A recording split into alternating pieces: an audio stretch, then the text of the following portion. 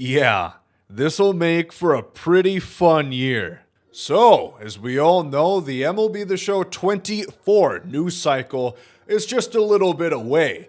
And remember, 1 year prior, we had a stacked legend class. Names I never thought we would have got in MLB The Show. Sammy Sosa, Mark McGwire, two big guys highlighting the steroid era, as well as the captain Derek Jeter gracing the Legend Edition cover. And no doubt MLB 24's got a big list of legends coming as well. Today we're going to talk about some that I think we might see, and I would be very excited. I'd be over the moon for a couple of these to get this year in MLB 24.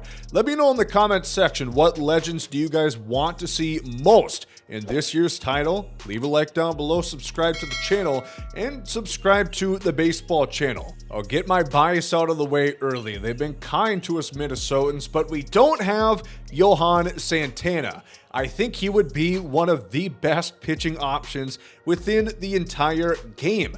That due to his dominant circle changeup that propelled him to 2 back-to-back Cy Youngs, should have been 3. If baseball writers knew anything and didn't just look at the win total, Johan Santana would be a 3-time back-to-back-to-back Cy Young Award winner.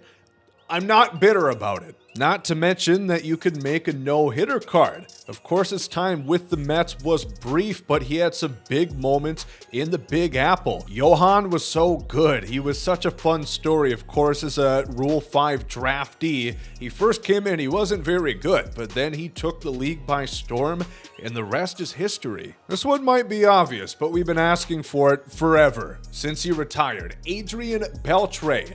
It's perfect timing. He's going to get enshrined into Cooperstown this summer. Why not give him a banger of a legend card? Beltre's career is always really fascinating looking back. He came up at the age of 18 in Los Angeles, and he wasn't really a Hall of Fame player up until his 30s, when he went over to the Texas Rangers and really solidified himself as the first ballot Hall of Famer he's about to become. The defense, which I've touched on this a little bit, I would really like to see some more implementation in making defensive ratings matter. I want a guy like Beltre, who's obviously very good with the lumber as well, but on the defensive end, a guy like him or Scott Rowland, another recent Hall of Famer. I really want to see the disparity between one of the greatest with the glove of all time and, Manny Ramirez. Because my God, especially on a Red Sox edition of one of his cards, it would not be pretty. But he wasn't known for the defense. Hell, sometimes he wasn't even out there. He stopped inside the green monster. But it didn't matter, because when he came to the plate, you know what was going to happen. Of course, Manny, great with the Indians and with the Red Sox. I chose Boston as I was alive to see that. And this card would be so much fun between the flowing locks, the no doubt home run animation. The stats are going to be incredible. There's so much that you can do with Manny. And again, as I mentioned at the beginning of the video, I wasn't sure this was possible. They seemed adamant to not wanting to include the steroid guys. But with the introduction of Sammy Sosa and Mark McGwire, I think the sky's really the limit. Underrated, Carl Crawford. I've said it 500 times. He was on Hall of Fame pace if it wasn't for those damn injuries. He played with the passion that really got me excited about baseball as a kid, hitting 10+ triples in a year, stealing 50-60 bases, and having the power to clear the fences as well. Gold Glove caliber defense in the outfield. Crawford was a 5-tool player, and he's not someone you'll hear talked about too much on these most wanted legends lists because, well, he played in Tampa, but his career was really interesting, and I would love to see him get introduced in MLB The Show, especially as the Rays don't have that many legends. I mean, Christ, once Longoria retires, who are they going to have? The sad Wade Boggs card that they trot out each and every year when he is 50 years old? MLB and SDS have been stacking up on the top tier lefty starting pitchers, but we're missing one over on the West Coast. Sandy Koufax. I mean, is he the best lefty of all time? You know, him, Randy Johnson. It's tough to say, but Sandy would be so good in the game. I think the problem with Sandy Koufax is he was really a two-pitch guy.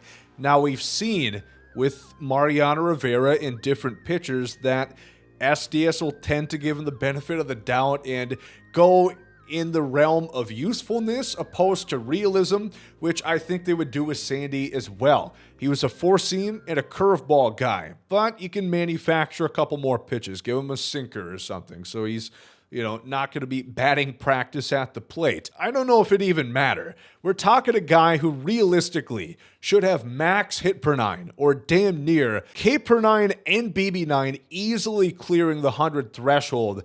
He was just so good. And Sandy retired at his prime. I mean, we didn't really get a chance to see a full fleshed out career like a Randy Johnson. Sandy called it quits, I think, at 30 years old. So I think it'd be a great opportunity to play out what could have been on the digital end. I think this is the first legend that we used to have that we don't anymore. Ted Williams. Teddy ball game. It's a damn shame. Like 3 years, I think, at this point, not in MLB The Show. He was one of the best hitters, bar none. Talk max contact, max power. Yeah, the fielding not so much, but you get him for the swing, that sweet lefty stroke that Ted had. It sounds silly when you think about it, that Ted Williams isn't in the game, and you can say that for a lot of cases in MLB The Show. If you compare it to a Madden or a 2K, we are incredibly far behind on the inclusion of legends. I mean, think about the NFL. How many top-tier football players are not in Madden Ultimate Team? Not too many. But baseball, it's like a slice of Swiss cheese. There's a lot of holes that you notice there. And Ted Williams, the greatest, one of the greatest hitters of all time, he has to be in the game. Kind of hand in hand, there's Joe DiMaggio. Lord knows the Yankees don't need any more legends in the game, but you gotta have Joe DiMaggio. Once again, easily up there as one of the greatest hitters in baseball history. We're talking max contact, power, insanely high. And he'd have some pretty decent defense on him as well. Just think about it. You match up where there's not even enough room to fit Babe, Aaron Judge, DiMaggio, and Mickey Mantle onto the same team. Then you think about Bernie Williams. There's so many Yankees. Hideki Matsui, that's another fun one that they could include. But that's enough. We don't need more Yankees. I think it's been since 2016 since we've seen Tim Lincecum in an MLB The Show game. Much like Johan Santana, a back-to-back Cy Young Award winner. And Tim Lincecum, at his best, it wasn't a long prime, but while it lasted, there wasn't anybody better. The excitement he delivered on the mound there in San Francisco was unmatched. The mechanics that Tim had on the mound, the curveball that he would throw, and he could get up there on the radar gun. I know it's kind of skewed if you look at it now, but he tossed 97 sometimes, which at that point was pretty damn good. That was towards the top of the league. And Tim Lincecum, a storied career, couple championships, couple no-hitters. I really want to see that in MLB The Show. If this were the first video you'd be watching, you'd probably be confused by the Minnesota gear. We're talking about another Red Sox. I'm not a fan, trust me. They just have so many players that need to get into the game. And we're talking Nomar Garciaparra, what could have been one of the best hitting shortstops of all time. In 1999 through 2000, he put up 1,000+ OPS in those seasons. He was so good with the bat, and his glove, he was flashy, kind of like his New York counterpart, Derek Jeter. Thankfully, there's no pitch clock in MLB The Show, so Nomar can freely putz with his batting gloves for 15 seconds. Man, this card would be so fun. There's so many different things that you could do, and of course he got around eventually. His best years were kind of behind him, but with Chicago, with Los Angeles, there's opportunities for theme teams there as well. And finally, the guy I want most out of anybody on this list or not included is Ichiro Suzuki. Probably because when he was in the game, he was my favorite card. He hits everything with the max contact, the max vision.